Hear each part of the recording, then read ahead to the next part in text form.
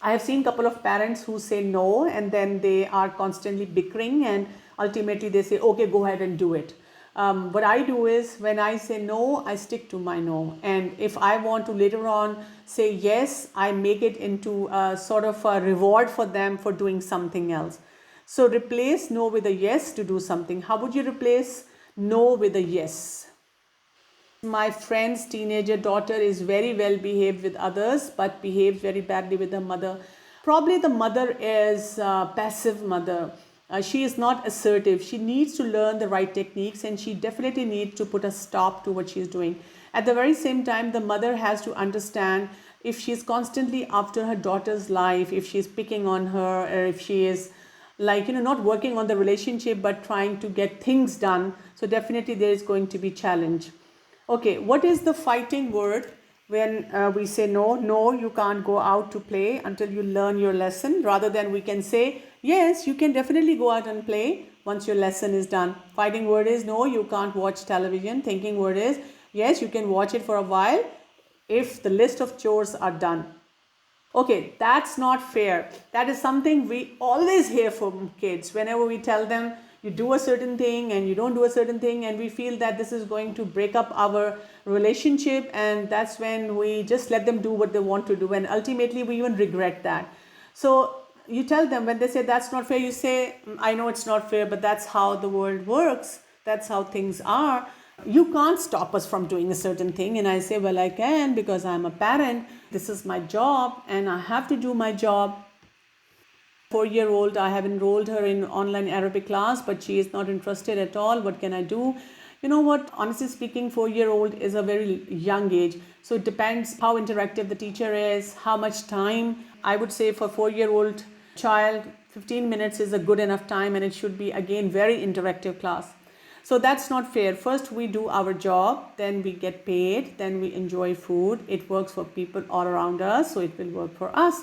So what they find is not fair, tell them that the world doesn't run on their rules. So kids' special testing routine is this: anger, guilt, forgetfulness, they complain, they talk back, they throw a tantrum. That's how they test us. And that's when we go back to our old ways. You have to be like on a high alert how kids are going to test you in everything. So what you do is you gain control through choices. Give them healthy choices. Like we find out in Surah Al-Ma'idah verse number 88. وَكُلُوا مِمَّا رَزَقَكُمُ اللَّهُ حَلَالًا طَيِّبًا وَاتَّقُوا اللَّهَ الَّذِي أَنْتُمْ بِهِ مُؤْمِنُونَ. Allah subhanahu wa ta'ala says, eat of the things which Allah has provided for you, which are lawful, halal and good. We find out there are a lot of ahadith which talk about afdalul amal, what is the best of the deed. And one of the hadith says the best of the deeds is prayer, best of the deeds is kindness to the parents. There's so many variety of deeds which have been given as best of the deed in different scenarios by the Prophet sallallahu alaihi wasallam. So we also need to give them a lot of big variety on these things. We need to also understand, when we're talking about the boundary setting those boundaries with our kids, is this V of love. Now, V of love, this means you release your kids with their responsibilities, with their bonding, which should be age appropriate. What I allow a certain child to do at a certain age, because he or she has shown the worth of it. Tragically, our relationship gets really bad when what we do is we give them a lot of choices when they are young, and as they grow older, we start putting limitations to everything. So when you do that, that's when it becomes really challenging for the children, and that's when our relationship gets really affected. Daughter 14 years, son 9 years old, they want always hugging me. They need love, but I'm busy with my study and busy with housework. What should I do? Very easy. I think you're blessed if you have children who want your time. You can make a timetable and you can set a certain time where you give them quality. And later on, you can tell them, when I'm studying, this is what you can do. They can give you a flying kiss. They can make you tea, or they can do some of their work, and then you can praise them once you're done with your classes. So wise parents, what they're going to do is impose natural consequences. We had this question that how do we impose consequences? Consequences always have to be natural. Natural means, for example, if you use screen wrongly, your screen will be taken away, confiscated. If you don't eat on time, nobody's going to cook extra meal for you.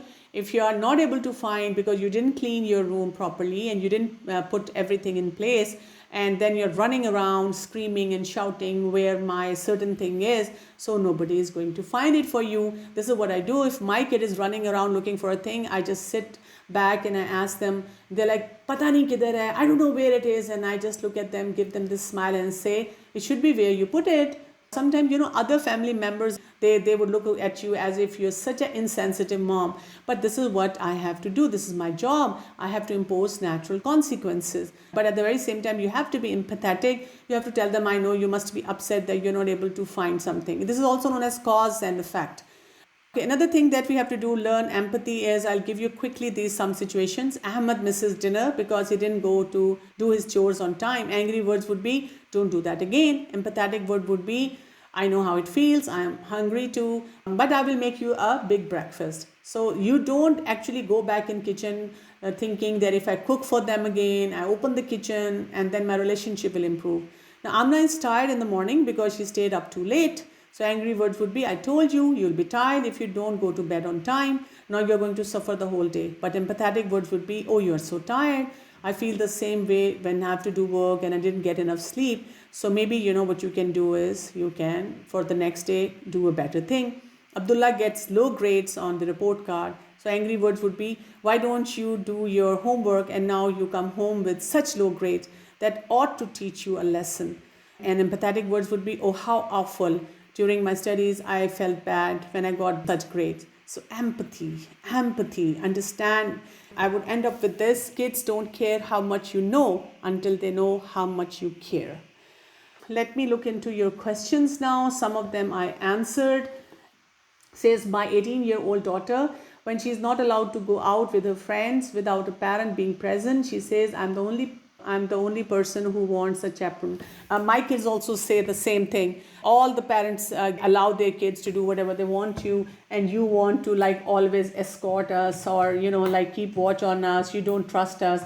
I don't give them explanation that you don't know, you're going out in a jungle and the people and they're very clever and you're so innocent. I don't give them any detail. I just look at them and say, if you want to go, that's the only choice you have. My 14 and 10 years are not motivated to do anything per se, but they keep insisting screen all the time. Well, that's normal. Let them. So you use that screen to make them do everything. Like every hour when they do it, you can make a list of the tasks that you want them to do. Now, if they scream and they shout and they complain, that's when you have to maintain your calm. That's what you have to keep hugging them, loving them. You can even bring up, Google some articles and show them and say, I love you so much. And that's why I don't want you to be on screen, because all the experts say it is so harmful for you.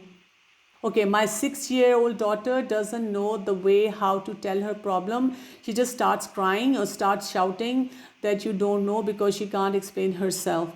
You just sit with her, hold her hand, look into her eyes, offer her water and tell her, I will understand if you tell me what you're trying to say. Or then you can also ask her, why don't you write it down? Probably if you write it down, that's when the things are going to be better understood by everyone. Okay, siblings dispute among teens, how to address. You don't even have to intervene. You tell them, I'm so sorry, you are grown up. I wouldn't like to interfere between the two of you. Why don't you try to resolve it yourself? And if they're not able to resolve, that's when you tell them, okay, bring the matter to me and I'm going to give you a common consensus, what is to be done in this situation. Without taking sides, in an unbiased manner, you give them some solution.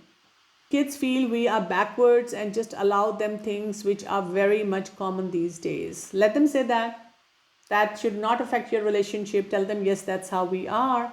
We like to live in those times where parents have all the authority and just say, Allah subhanahu wa ta'ala has picked the backward parents for you. So be happy with that. How do we know that we are maintaining a balance in being just the right bit of strict and just the right bit of lenient and easy? That's a very, very valid question. What you have to do is, first of all, you have to see age appropriate behavior. If that, for whatever age the child is and what the experts say should be allowed and shouldn't be allowed, are you following those norms? And in that you have to see what is halal, what is haram, and in that what you have to see what you are comfortable with and what you are not comfortable with. So you have to have blend of all those areas, and that's when you decide. And let's say if you opted for a certain thing and it didn't work out well, you have the veto power. You can always go back on that. You can say, yes, I allowed you a certain thing and apparently it didn't work out, so I want to change the rule. Which is the proper age to mold children? Every age is proper. Whenever you feel that there is something that needs to be done, so you can even mold the older kids in your house, like your husbands, and the husbands can always mold the wife by using the appropriate right techniques. My 4-year-old boy does not listen to us until it is said with anger or threat when we ask him to do something or not do what to do. If you are dealing with your 4-year-old child in this manner, that's going to be really problematic for you. Really problematic for you. So what you need to do is learn about the behavior of 4-year-old child, what is an appropriate behavior, then look into the issues that your child is giving you, the problem that your child is giving you, and then try to see what are the right techniques, parenting techniques for that. Internet is loaded with all those techniques, and you just simply have to Google and apply those techniques and see the results. Okay, my 3-year-old child starts throwing things when angry. Well, that's what anger does to us. That's why it is haram. A very simple solution to that: hold your kid's hand, look into the eyes, and in a firm manner say no. Tell the child to sit in a certain chair or a place and tell him or her to think about the behavior, and such behavior will not be tolerated. Zero tolerance for that, whoever does it. Okay, my husband not let me handle things with calm and with sabr. He always says it's just all because of your cool and sabr wali parenting. Well, what you can do is you can ask him for the logic for that. You can very nicely and calmly, without getting irritated, ask him if there is an evidence for that, please bring it up, and I would definitely change my technique. But if there is no evidence for that, then I will continue with my technique, because then you give up. Okay, the question is that late teens, they go reverse in all that we taught. Yes, they would. It's like a very turbulent time for them as well. So you have to learn for like 3-4 years to just sail them out of that situation. How to keep check on 19-year-old daughter for screen time and to stop her. Allah subhanahu wa ta'ala has given us a radar system. And that radar system tells us that if you think that your kids are doing something which are not appropriate, so you can ask her, and you can keep talking to her, and you can keep every day giving her your expectations, and you can keep telling her that you have trusted her with something. And then at some time you can, if you feel that there is some issue, you can always tell her that I'll feel very good if you share your password with me so that I can have a look at what you are engaged in. Okay, my 10-year-old keeps teaching me what is right all the time, which irritates me. She needs perfection in everything. Well, tell them there is nothing perfect. The only perfect being is Allah subhanahu wa ta'ala. So we will only do what is like the most appropriate thing to do in a certain situation, and then simply you can ignore it. And teach them flexibility. That's one of the executive skills. When the kids don't respond immediately, and we have to keep repeating and reminding, how do we get them to respond immediately? That will depend upon what you want them to do. For example, you want them to clean their room and they are not doing it, but after a short while they'll come to you for screen, for some permission, for some task. Then you can always look at them and say, have you done a certain thing? And then you make them do it. Or you can go in their room without shouting, screaming, getting irritated, look into their eyes and say, Assalamu alaikum, I'm talking to you, and then you make them do something that you have to do. So it's your tone, it's your body language, it's how you compose you are, which will give the message to the children you mean business, and at the very same time you want to sort of take care of them, and that's when they start listening to you. Please mention the parents' behavior among them affects kids. Yes, parental behavior is very, very important. As I said, how parents are talking to each other. If one is saying yes, one is saying no. If they're making too many comparisons about themselves in front of the children, so what they're doing is they are making them look down on a certain parent. Once, in fact, I have this patient, and this kid, he was like 10 years old, and I said something to him, this is not appropriate for your age. So he felt so angry, and he was really abusive towards his mom. So he left the room, and I talked to the mom. I said, I'm really concerned about your 10-year-old. If this is the behavior right now, what is he going to do when he will be like 15 or 17 years old? So the mom, she had tears in her eyes, and she said that, my husband doesn't respect me. He shouts and screams at me at home, and that is why my kid is learning from the father. So that is very important, that we show respect to each other and also manage ourselves. My son is very emotional whenever he gets a challenging situation in studies. He gets scared and confused, restless, and cries, though we approach him very friendly. He's 12 years old. For that, you have to teach him emotional intelligence. You have to teach him how to emotionally stay calm and manage your situation. That is really, really important. And you need to do that at this age. And for that, you will get a lot of material online, how to teach emotional intelligence to children, inshallah. How to handle hyper child. Don't be hyper yourself. For hyper children, you have to also identify the age of the child. Like 4-year-old child would be hyper. Like these days when kids are stuck inside, they would be hyper. When you're giving them chocolates, candies, junk, they will be hyper. When you're giving them screens, they will be hyper. So first you have to identify what is making him hyper, and then you have to think of how you can utilize his energy in the best possible manner. As parents, we have in mind that we should be respected, so how to ignore or handle their attitude. Actually, we are living in these times when disrespect is taken as a norm, and especially when kids are among their peers, that's what is happening. And there are a lot of parents who are not able to handle their children well and not able to give them the right parameters of respect. So our children, no matter how much you're trying to give them the right principle, they are taking impacts from the society. Then if you look at a lot of seasons and shows and things, stuff, movies they watch on screen, even the dramas and whatsoever, they show a lot of disrespect, they generate this disrespect for adults. So what you have to do is you have to continuously neutralize that, continuously keep telling them. And inshallah, once they sail out of this age, they will learn all these parameters. And we are hopeful from our Rabb that He is going to guide them towards the right path and have them practice all these skills, inshallah.